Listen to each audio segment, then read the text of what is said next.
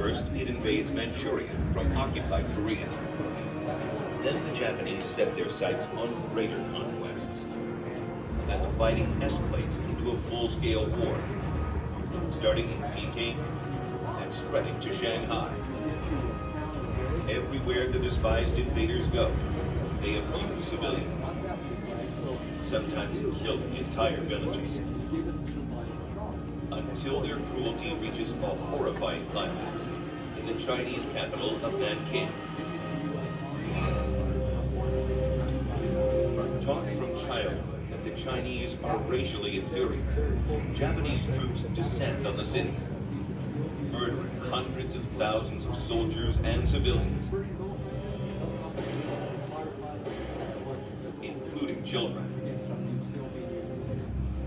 Women and young girls across the city are also raped, many mutilated. Atrocities continue elsewhere as the Japanese build laboratories where they conduct hideous biological experiments on civilians. Most infamously, at Unit 731, tens of thousands are killed as human guinea pigs, including entire villages subjected to germ warfare. By late 1941, President Roosevelt seized the strategic importance of keeping China from falling. Chinese resistance can prevent the Japanese from marching north to join Hitler's efforts to knock the Soviet Union out of the war, and south into British colonies, including Burma, Malaya, and Singapore.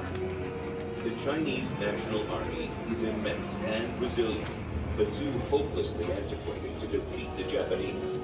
So the Americans set out to modernize it. But nothing in China is simple. Supplies must travel a winding 15,000-mile journey, more than halfway around the world, across vast oceans and distant continents, to the far ends of the earth. When the Japanese finally isolate China by closing the Burma Road in 1942, the Americans have no choice but to fly supplies from India across the daunting Himalayas.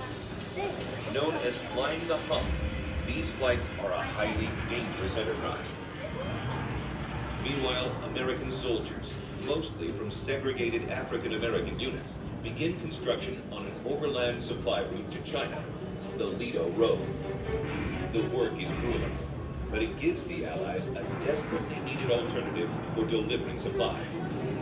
Despite these courageous efforts, little aid trickles through, but it is just enough to keep China in the war. Other Americans also make the journey to Asia. Many fight alongside the Indians, Burmese, and Chinese, becoming some of the most adventurous, daring men of the war. Agents from the Office of Strategic Services gather intelligence and rescue downed pilots, while working hand in hand with local guerrilla fighters.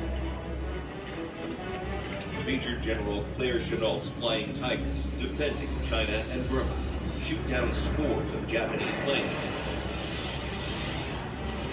while Merrill's Marauders penetrate deep behind enemy lines in Burma to wreak havoc on Japanese troops.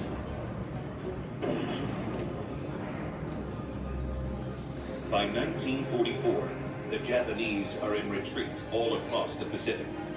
Yet in southern and eastern Asia, they piece together two final offensives. In Burma, the Japanese attempt a last-ditch invasion of India, but are rebuffed by British Commonwealth troops. In China, they commence a massive 8-month assault that comes dangerously close to bringing the National Army to its knees. But somehow, the Chinese manage to hold on. Over the course of the war, the Chinese suffer staggering military and civilian casualties. But China's sacrifices tie down 1 million Japanese soldiers, enabling the Americans to accelerate their drive across the Pacific